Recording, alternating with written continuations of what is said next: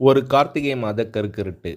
செங்கல்பட்டிலிருந்து படப்பிடிப்பை முடித்துக்கொண்டு புரட்சித் தலைவர் எம்ஜிஆர் அவர்கள் நடுநிசி 12 மணி வாக்கில் தனது காரில் வந்து கொண்டிருக்கிறார். கண் விழித்தவாறே தனது காரில் வந்து கொண்டிருந்த புரட்சித் தலைவர் எம்ஜிஆர் அவர்கள் வழியில் போலீஸ் உடையில் நின்ற ஒருவரை பார்க்கிறார். புரட்சித் தலைவர் எம்ஜிஆர் அவர்களின் கார் அந்த போலீஸ்காரரை கடந்து செல்கின்ற போது எம்ஜிஆர் அவர்களின் நெஞ்சியில் பொறி தட்டுகிறது. ஆள் நடமாட்டமே இல்லாத இந்த அர்த்தராத்திரியில் அந்த போலீஸ்காரர் பஸ்ஸுக்காக காத்து நிற்கிறார் என்பதை எம்ஜிஆர் அவர்கள் புரிந்து கொள்கிறார். உடனே தனது டிரைவரிடம் காரை நிறுத்த சொல்கிறார் எம்ஜிஆர். கார் பின்னோக்கி வருகிறது. போலீஸ்காரர் அருகில் காரை நிறுத்தி கதவை திறந்து ஏறுங்கள், எங்கே போக வேண்டும் என்கிறார் எம்ஜிஆர். பரவாயில்லை, நான் பஸ்ஸிலே வந்து விடுகிறேன் என்கிறார் அந்த போலீஸ்காரர். நேரமாகிவிட்டது, இனி இந்த ரூட்டில் பஸ் கிடையாது, ஏறிக்கொள்ளுங்கள் என்று புரட்சித் தலைவர் எம்ஜிஆர் அவர்கள் வலுக்கட்டாயம் செய்ய போலீஸ்காரர் வேண்டா வெறுப்பாக ஏறுகிறார். காரில் உள்ளே உள்ள லைட்டை போட்டு சாப்பிட்டீங்களா என்று எம்ஜிஆர் அவர்கள் கேட்டுக்கொண்டே சீட்டுக்கு பின்னால் இருந்த பிஸ்கெட் பழங்களை எடுத்து அந்த போலீஸ்காரரிடம் கொடுக்கிறார். இப்படி ஓசியில் பயணம் செய்வதே எனக்கு உடன்பாடில்லை. இன்னும் நீங்கள் உண்ண சொல்லி வேற என்னை இழிவுபடுத்தாதீர்கள் என்று போலீஸ்காரர் மறுக்கிறார். புரட்சித் தலைவர் எம்ஜிஆர் அவர்கள் பூரிக்கிறார்.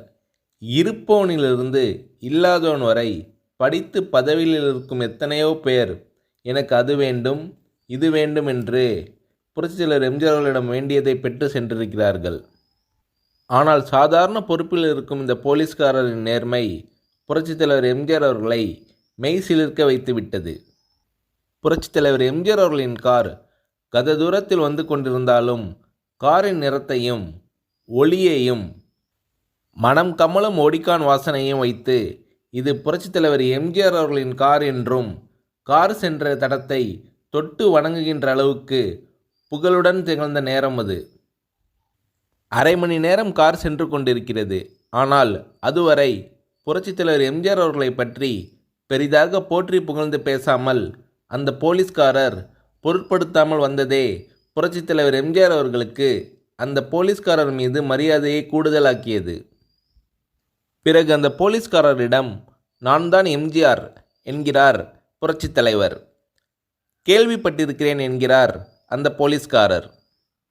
புரட்சித் தலைவர் எம்ஜிஆர் அவர்களின் முகத்தில் கோபம் இல்லை, பதிலுக்கு புன்முறுவல் மலர்கிறது. என் படங்களை பார்த்திருக்கீங்களா என்று கேட்கிறார் எம்ஜிஆர் அவர்கள். நான் சினிமாவே பார்ப்பதில்லை என்கிறார் அந்த போலீஸ்காரர். புரட்சித் தலைவர் இன்னும் பிரமிக்கிறார். இப்போது கார் சத்தத்தை தவிர ஒரே நிசப்தம். போலீஸ்காரர் தனது வீட்டிற்கு 1/2 கிலோமீட்டர் தூரத்திற்கு முன்பே காரை நிறுத்த சொல்லி இங்கேயே இறங்கிக் கொள்கிறேன் என்கிறார். ஏன் நீங்கள் குறிப்பிட்ட அந்த விலாசம் இன்னும் 1/2 கிலோமீட்டர் தூரம் இருக்கிறதே என்கிறார் புரட்சித் தலைவர் எம்ஜிஆர். சாதாரண போலீஸ் உத்தியோகத்தில் இருக்கும் நான் காரில் வந்து இறங்கினால் என் வீட்டிற்கு அருகில் உள்ளவர்கள் என்னை தவறாக நினைத்து கொள்வார்கள். இதுவரை இப்படி நான் யார் காரிலும் ஓசியில் வந்து பழக்கமில்லை. நீங்கள் இவ்வளவு தூரம் செய்த உபகாரத்திற்கு நன்றி என்கிறார் அந்த போலீஸ்காரர். புரட்சித் தலைவர் எம்ஜிஆர் அவர்கள் அதற்கு மேல் எதுவும் பேசவில்லை. அவர் எந்த போலீஸ் ஸ்டேஷனில் பணிபுரிகிறார் என்பதை மட்டும் கேட்டு தெரிந்து கொண்டு கிளம்புகிறார். அடுத்த நாள் செங்கல்பட்டு போலீஸ் ஸ்டேஷனுக்கு ஃபோன் செய்து நான் தான் எம்ஜிஆர் பேசுகிறேன் என்கிறார் புரட்சித் தலைவர். ஃபோனை எடுத்த டிஎஸ்பி உற்சாகத்தோடு தலைவரே வணக்கம் என்கிறார். இரவு சந்தித்த போலீஸ்காரரை பற்றி விசாரிக்கிறார் புரட்சித் தலைவர். டிஎஸ்பி சொல்கிறார், நீங்கள் குறிப்பிடும் அவர் இன்று விடுப்பில் இருக்கிறார். அவர் கையூட்டு வாங்காதவர், கடமை தவறாதவர், காவல்துறையின் நேர்மைக்கு இவரே இலக்கணம். வெற்றிலை பாக்கு, பீடி, சிகரெட் போன்ற லாகிரி வஸ்தோ, நாடகம், சினிமா போன்ற பொழுதுபோக்கு அம்சங்களை எல்லாம் இவர் அறியாதவர்.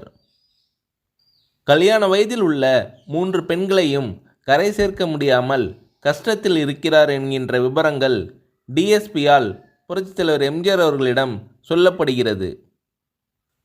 அவரை நாளை என் தோட்டத்திற்கு வர சொல்லுங்கள் என்கிறார் புரட்சித் தலைவர். புரட்சித் தலைவர் எம்ஜிஆர் அவர்கள் சொன்னதை கேட்டுக்கொண்ட டிஎஸ்பி, உங்களோடு ஃபோனில் ஆளுக்கு ஒரு வார்த்தை பேச இன்ஸ்பெக்டர், சப் இன்ஸ்பெக்டர் உட்பட எல்லோரும் ஆசைப்படுகிறார்கள். ஃபோனை அவர்களிடம் கொடுக்கலாமா என்கிறார். புரட்சித் தலைவர் எம்ஜிஆர் அவர்கள் கொடுங்கள் என்கிறார், பேசுகிறார். அந்த போலீஸ் ஸ்டேஷனே புண்ணியம் பெற்றதாக புலகாங்கிதம் அடைந்தனர் அந்த போலீஸ்காரர்கள். மறுநாள் குறிப்பிட்ட அந்த போலீஸ்காரர் ராமவரம் தோட்டத்திற்கு அழைத்து வரப்படுகிறார். அவரிடம் பேப்பரில் மடித்த பெரிய பணக்கட்டை கொடுத்து, இதை வைத்து உங்கள் பெண்களின் கல்யாணத்தை நடத்துங்கள் என்கிறார் புரட்சித் தலைவர் எம்ஜிஆர். போலீஸ்காரர் மறுக்கிறார். நான் ஏதாவது உங்களிடம் காரியமாற்ற சொல்லி அதற்காக கொடுத்தால் அது தவறு. என்னால் ஆக வேண்டியது உங்களுக்கும், உங்களால் ஆக வேண்டியது எனக்கும் எதுவும் இல்லை. நான் உங்கள் கூட பிறந்த ஒரு சகோதரனாக நினைத்து கொடுக்கிறேன், பெற்றுக்கொள்ளுங்கள் என்று சொன்ன பிறகு கேட்டும் கூட கிள்ளி கொடுக்காத கனவான்கள் வாழும் இந்த உலகில் ரோட்டில் நின்றவனை அழைத்து சென்று அள்ளி கொடுத்த புரட்சித் தலைவர் எம்ஜிஆர் அவர்களின் கருணையில் நெகிழ்ந்து போய் பெற்றுக்கொள்கிறார் அந்த போலீஸ்காரர். பிறகு ஒரு தேதியில் புரட்சித் தலைவர் எம்ஜிஆர் அவர்களை சென்று அந்த போலீஸ்காரரின் 3 பெண்களின் திருமணத்தையும் நடத்தி வைத்து வாழ்த்தி இருக்கிறார்.